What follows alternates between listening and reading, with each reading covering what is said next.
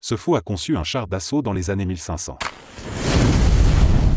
Quel événement historique fait penser qu'un voyageur dans le temps a modifié le cours de l'histoire ? Il y a eu un naufrage en 1664, un naufrage en 1785 et un naufrage en 1820. Chacun de ces naufrages a eu un seul survivant. Chaque survivant s'appelait Hugh William. L'écrivain russe Fyodor Dostoïevski a été condamné à mort par un peloton d'exécution. Au moment où l'on préparait les groupes à être fusillés, un messager est arrivé avec une lettre du tsar les pardonnant et la peine a été transformée en travaux forcés. Il a ensuite écrit certains des romans les plus influents de tous les temps. Lorsque l'assassin d'Andrew Jackson tente de lui tirer dessus, ses 2 pistolets à silex n'ont pas tiré.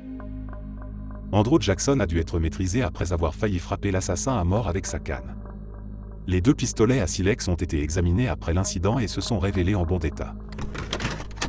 Les tentatives d'assassinat ratées de Fidel Castro sont tellement irréalistes qu'on a l'impression qu'un voyageur du temps est revenu en arrière et a déjoué chacune d'entre elles. Il détient le record du plus grand nombre de tentatives d'assassinat et en a évité environ 600. Pour être honnête, un bon nombre de ces tentatives étaient vraiment stupides. Je crois qu'il y en a une où la CIA a littéralement piégé une coquille d'huître particulièrement belle près d'un des sites de plongée préférés de Castro. Il y a eu au moins 40 tentatives de tuer Hitler après son accession au pouvoir. Parfois, elles ont échoué parce que l'assaillant n'a pas pu s'approcher suffisamment, c'est du moins ce qu'ils ont dit par la suite. Mais beaucoup d'entre elles ont échoué pour des raisons qui semblent plausibles si elles ne se produisent qu'une seule fois, mais qui commencent à sentir le roussi lorsqu'on les examine toutes. La bombe d'Elser a explosé comme prévu, mais Hitler, qui aimait faire des longs discours, avait terminé plus tôt ce jour-là. Ma tentative préférée a été celle d'un général de la Wehrmacht qui voulait le tuer avec une bombe suicide. Le général était responsable d'un dépôt d'armes et Hitler venait inspecter l'équipement. Le plan consistait à régler la minuterie pour quelques minutes, puis, à la fin de la visite, à prendre Hitler dans ses bras et à les faire exploser tous les 2. Pour une raison inconnue, Hitler était pressé. Il a parcouru la visite en quelques minutes et est parti avant que la bombe n'explose. Le général a dû courir aux toilettes et se précipiter pour désarmer la bombe, affirmant qu'il n'y était parvenu qu'à quelques secondes près. Nous ne saurons jamais pourquoi, mais quelqu'un croyait ou même savait qu'une mort prématurée d'Hitler aurait été encore pire pour le monde que ce que nous avons vu. Edgar Allan Poe écrit sur un événement qui se déroule plus de 40 ans dans le futur. En gros, Poe parle de 4 personnes qui meurent de faim en mer, tirent à la courte paille et tuent et mangent le perdant, le garçon de cabine Richard Parker. 40 ans plus tard, 4 personnes sont à la dérive dans un canot de sauvetage, l'une d'entre elles boit de l'eau de mer et tombe dans le coma. Lorsqu'il tire à la courte paille pour savoir qui sera mangé, c'est le comateux qui l'emporte, ce qui ne surprend personne. C'est ainsi que les 3 autres hommes tuent et mangent le garçon de cabine qui s'appelait Richard Parker. Tsutomu Yamaguchi. Il a survécu aux 2 bombardements d'Hiroshima et de Nagasaki. On dirait une histoire satirique de voyageurs dans le temps où le protagoniste se trompe dans ses dates. Pendant la guerre de 1812, il semble qu'un voyageur du temps capable de contrôler la météo ait déclenché une tornade exceptionnelle qui a mis fin à l'occupation de Washington par les Britanniques. Plus de soldats britanniques ont été tués par les débris volants de la tornade que par les armes de la résistance américaine. Mendeleïev, qui a créé le tableau périodique, avait du mal à classer les éléments dans un ordre spécifique. Il est parvenu à les ordonner comme nous le faisons aujourd'hui après avoir fait un rêve dans lequel tous les éléments se mettaient en place, laissant même des espaces pour les éléments qui n'avaient pas encore été découverts. Je sais que ce n'est pas vraiment un événement historique majeur, mais c'est le fondement de la science depuis plus d'un siècle, mais lorsque je l'ai entendu pour la première fois, j'ai pensé que la façon dont tout s'est mis en place était un peu suspecte.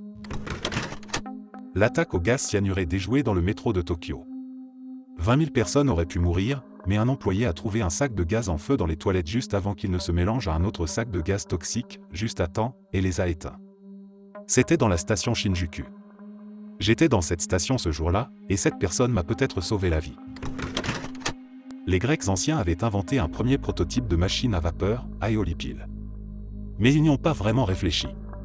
Les Grecs de l'Antiquité étaient intelligents, mais d'une manière ou d'une autre, personne n'a semblé réaliser le potentiel de cette invention. Elle n'a jamais dépassé le stade de la curiosité. Si ces conceptions de la Grèce antique avaient été plus répandues, il y a fort à parier que la révolution industrielle n'aurait pas eu lieu. Il y a de fortes chances que la révolution industrielle ait eu lieu 1500 ans plus tôt. Mais honnêtement, il semble que quelqu'un soit intervenu pour empêcher la diffusion de ces créations. Lorsque les Perses et les musulmans étaient sur le point d'envahir l'Europe, ils ont été soudainement et inexplicablement stoppés lorsque leur flotte d'invasion est tombée sous le feu des Grecs. Les artistes de l'époque ont réalisé des peintures montrant un petit nombre de Grecs détruisant des centaines de navires à l'aide de ce qui semble être une sorte de lance-flamme portatif. Personne dans l'Antiquité n'avait jamais mentionné ou utilisé le feu grégeois avant cet événement, et personne ne l'a jamais réutilisé depuis. Nous n'avons toujours aucune idée de ce que c'était, tout ce que nous savons c'est qu'il est apparu de nulle part et a stoppé une invasion monumentale. Le raid des commandos sur l'usine d'eau lourde de Norsk Hydro à Hardanger, en Norvège, pendant la Seconde Guerre mondiale. Les commandos norvégiens ont été parachutés pendant l'un des pires blizzards jamais enregistrés, avec des centaines de kilos d'explosifs, et ont dû marcher dans la nature norvégienne pendant 15 jours avant de trouver une cabane de chasse. Les commandos anglais qui devaient les rejoindre ont été abattus, et la seule raison pour laquelle ils ont pu atteindre la cabane est qu'ils ont retrouvé le traîneau d'un des commandos, qu'il avait perdu lorsqu'il était enfant. Après cela, ils ont dû se terrer dans la cabane de chasse pendant des mois, en attendant que les conditions météorologiques s'améliorent. Ils ont survécu en mangeant de la mouche jusqu'à la fin. Le matin de Noël, l'un des hommes réussit à abattre un cerf.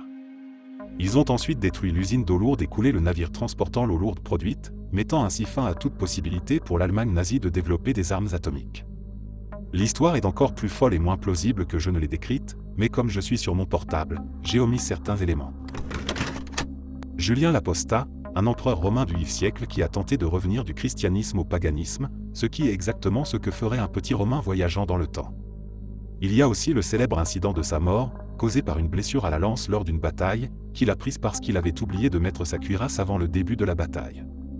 Il s'agit clairement d'un voyageur temporel qui ne connaît pas le monde qui l'entoure ou d'un voyageur temporel qui tente de dissimuler son retour à son époque. Rien ne peut me convaincre qu'il ne l'était pas.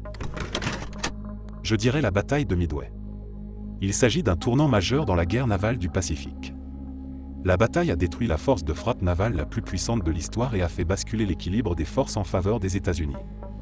Le déroulement de la bataille de Midway a été une série de quasi-échecs pour les États-Unis jusqu'à ce que, comme par hasard, deux forces de frappe aérienne distinctes arrivent en même temps pour décimer 3 des 4 porte-avions japonais.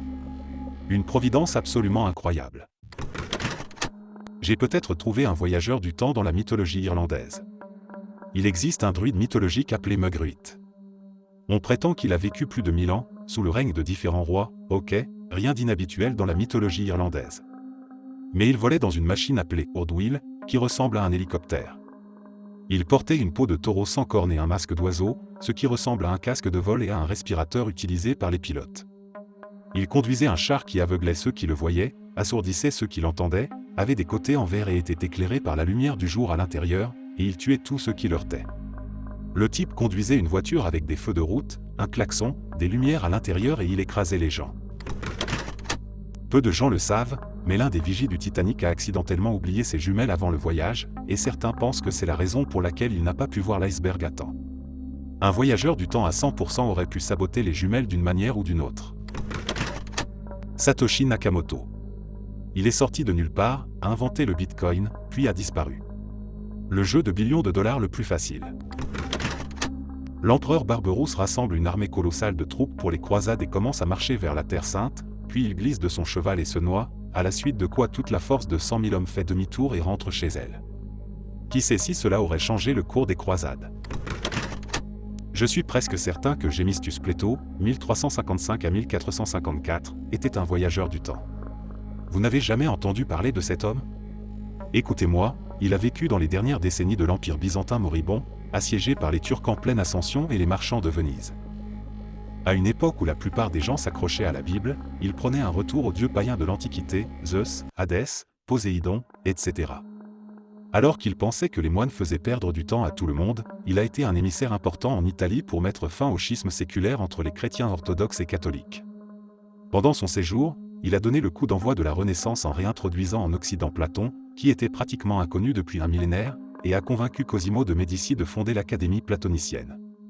Il a également tenté d'introduire des réformes qui auraient transformé Byzance, qui prétendait encore être le seul héritier de l'Empire romain, en un État-nation grec.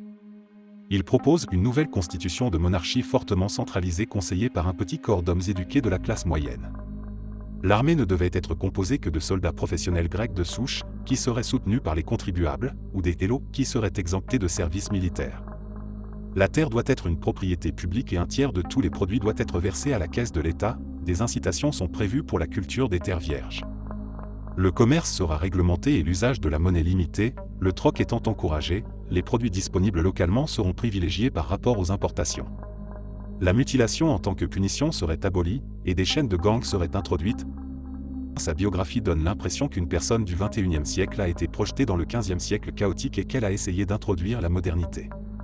Le fait qu'il ait été ignoré par l'empereur et qu'il ait largement échoué me conforte dans ma conviction de longue date que la plupart d'entre nous seraient des conseillers politiques plutôt inutiles si nous pouvions voyager dans le temps. De Vinci. Ce faux a conçu un char d'assaut dans les années 1500. Cependant, il a conçu la boîte de vitesse à l'envers pour que les roues de toute version réelle se bloquent et tombent en panne. Il a également conçu un affût de canon à 12 canons, qui est en fait une mitrailleuse sous stéroïdes, le premier parachute, l'utilisation de l'énergie solaire concentrée et une calculatrice. Cet homme avait plusieurs siècles d'avance sur son temps. Lors du premier voyage de Christophe Colomb, on rapporte que d'étranges lumières les suivent alors qu'ils s'approchent du Nouveau Monde. Je pense qu'il s'agit de touristes temporels qui reviennent en arrière pour voir ce qui s'est passé. Il serait vraiment dingue de découvrir que les extraterrestres ne sont que des humains qui remontent le temps pour nous observer et nous étudier. Il y a eu des tonnes de rapports d'OVNI pendant la Seconde Guerre mondiale, peut-être qu'à l'avenir les ultra-riches paieront pour l'expérience touristique du voyage dans le temps. Merci d'avoir écouté jusqu'à la fin, n'hésitez pas à vous abonner et à aimer la vidéo, si vous voulez un jour être un touriste temporel.